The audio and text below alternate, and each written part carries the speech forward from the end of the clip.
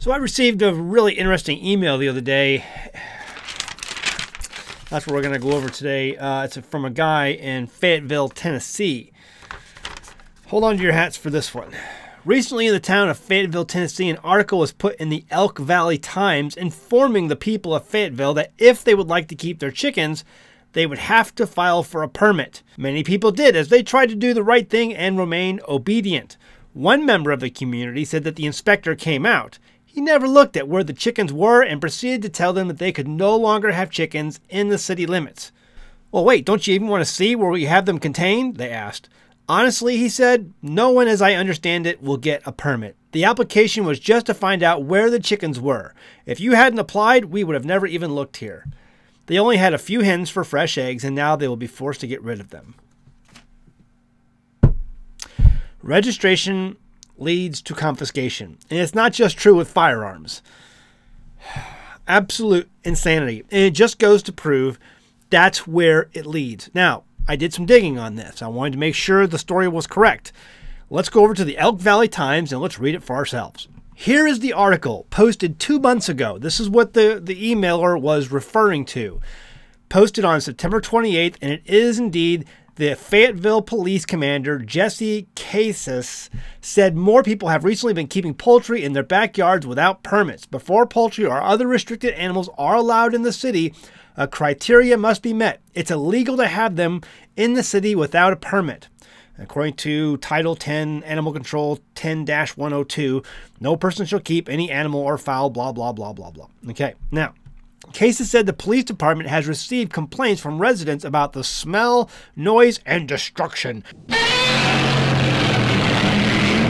to their yards and gardens from their neighbors' poultry and waterfowl. Be mindful of your neighbors, said Casey. Some of these concerns cited are the possible contamination of streams if the animals have access to the water and disease. Yeah, it's those chickens that are always destroying the planet. Does the guy realize, this police commander, does this police commander realize that there are birds and other animals that walk around, during the day and at night, and they poop and pee near the streams, and they fly over and pee in the poop in the streams? Birds have droppings, but it's the chickens that are going to kill you.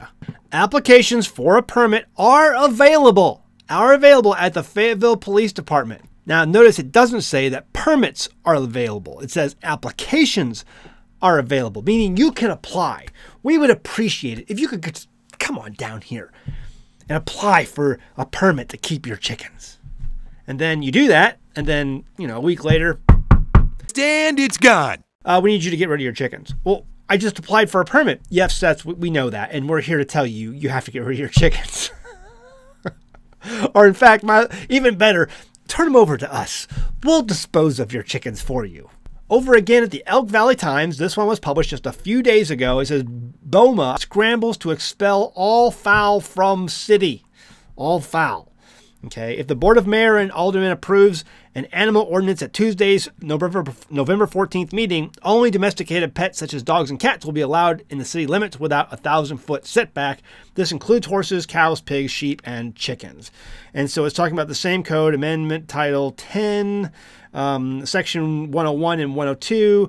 And basically it's going to completely take away your rights to own any sort of animals on your property, no matter how big your property is, as long as you're in the city limits, unless you get a permit. And it says the health officer shall issue a permit only when, in his sound judgment, the keeping of such an animal in a yard or building under the circumstances as set forth in the application for the permit will not injuriously affect the public health.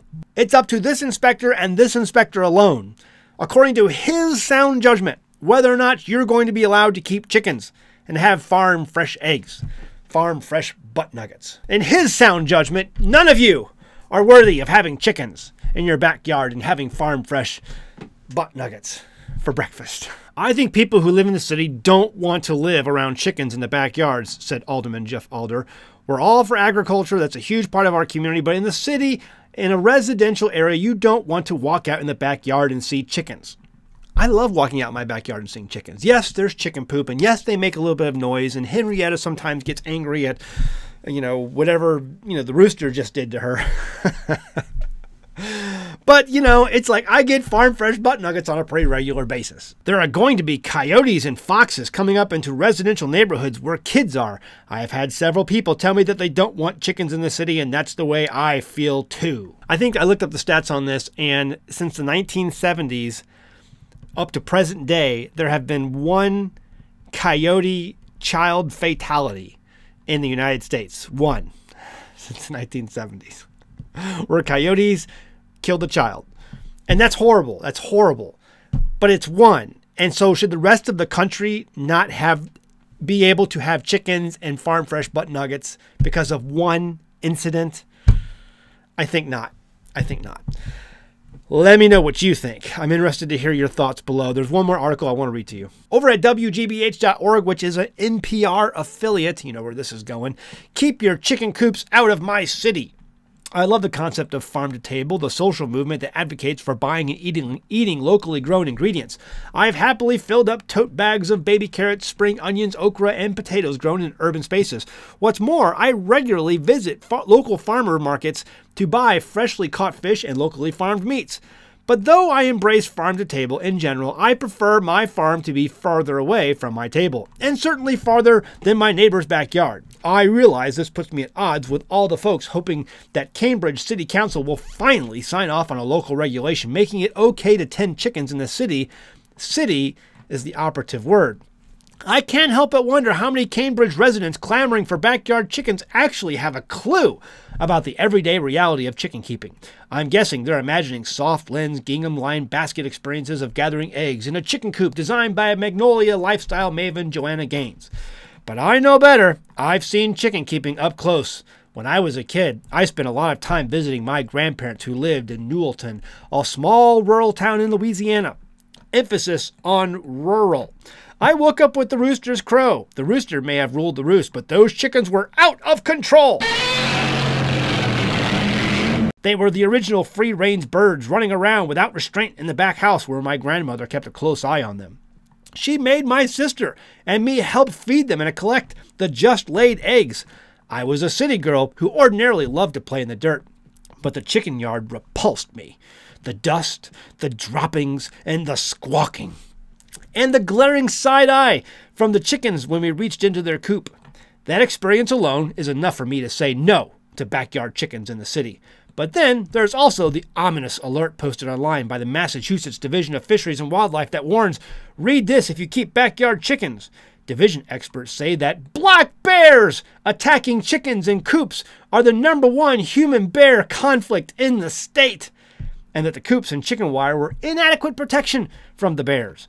They suggest electric fencing. Now, most of the bear-chicken attacks have occurred in western Massachusetts, but the bears have expanded their wanderings eastward. Oh, joy. The Cambridge City Council will likely take up the ordinance for hen keeping at a council meeting later this month. By all accounts, the council is likely to approve it. Yes, there will be permits, rules, and regulations, but what about those of us who have never envisioned having chickens as neighbors? I am madder than a wet hen. It sounds like you cackle kind of like my hens that I have. Which is the reason why we keep you locked up at night. What do you think about the comments below on that article? I'd love to hear your thoughts on that one. Thankfully, it looks like... Listen, most of the research I have done, and I keep tabs on chicken news going on. You know, you go to Google, go to news, and type in backyard chickens, and a lot of news items come up. And they're updated pretty regular. It seems like to me that most municipalities, most cities and towns have been approving, you know, the townspeoples to own chickens and have a few chickens. And that's a good thing. I think that's freedom. That's liberty. If you want to do that and you have the space to do it and you can do it responsibly, and I don't think you need someone, you know, a chicken policeman bearing down over your shoulder, making sure you're doing it all right. You're either going to like it or you're not, and you're going to keep doing it or you're not. You know, if it comes to a problem where it's damaging your neighbor's flower beds or something like that, well, then you have an issue. But you deal with those issues as they come. You don't just make a blanket rule and limit everybody's freedom and liberty because of one or two incidents.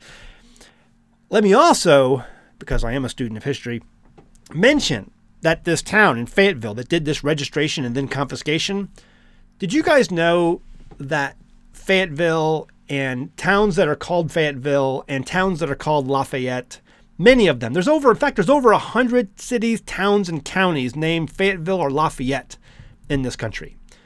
They're named after the Marquis de Lafayette. He was a general. Actually, when he became a general, at first, I believe he was a teenager. It just goes to show you where our teenagers are at today. The Marquis de Lafayette from France. They're named after him because he was a staunch supporter of personal liberty. Personal liberty. And now you have a town named after a staunch supporter of personal liberty, registering and taking away your chickens. If we have any giant earthquakes in the near future, it's because of all the founding fathers and the people who fought in our revolution for personal liberty are rolling over in their graves. But what do you think? Leave a comment below. I'd love to hear your thoughts on all of this today. Check out our merchandise over at teespring.com. If you love chickens and you like farm fresh butt nuggets, wear a shirt like this to your next gathering. I guarantee you it will come up in conversation. People want to know where you got that shirt, and you can say, I got that from an American Homestead. Also, our Stupid You Hurt shirt along with this one. If we had more hurt in this world, we'd have an awful, awful lot less stupid. That's for sure. We'd have an awful lot less people madder than wet hens. See you next time in the Homestead. Bye! If you've watched my channel, you know that I'm a fan of owning precious metals in times of economic turmoil. The reason being is because I'm an avid reader of history. One of the biggest objections to buying precious metals that I get goes something like this. Why buy precious metals? After all, you can't eat gold and silver. Actually, this is incorrect. Never has there been a time throughout all of human history where a producer of food has turned down the use of gold and silver when trying to make a sale. Never. Not once. Gold and silver have always been used when fiat money fails, and fiat money always eventually fails. There are countless times in history where governments hard up for real money took silver and copper coins from the past and then placed a countermark on the coin and then placed that old coin back into circulation. It didn't matter that it was an old coin of a different time and place. What mattered was the metal content. In the 1820s, the farmers in the German town of Natzheim would find Roman silver denarii so often in their fields when plowing that they would save them and use them to buy beer at the local tavern. In the 1840s, around the French town of Usure, Roman silver and gold coins were so numerous that people used them to pay bakers, butchers, and other merchants for their food goods. These are coins that were long gone in official circulation from the Roman Empire, but people used them anyway to pay for food even above their own official state-issued currency. Yes, you can eat gold and silver because gold and silver always buys food. If you have fiat paper savings banked away and you want to find a more historically reliable way to safeguard that wealth, this website can help you. AmericanGoldEscape.com gives you information and a way to reach out so that an expert can help you and show you how to escape. We are over $33 trillion in debt and rising rapidly. There is no saving this sinking ship. Visit AmericanGoldEscape.com to learn more. Link in the description below.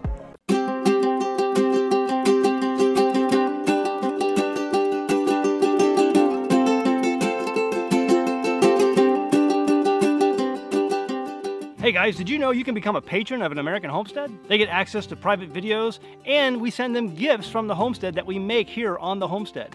And we also enter our patrons into special giveaways that are only available to them. And before you go, please check out these other great videos. Go ahead, click. Oh wait,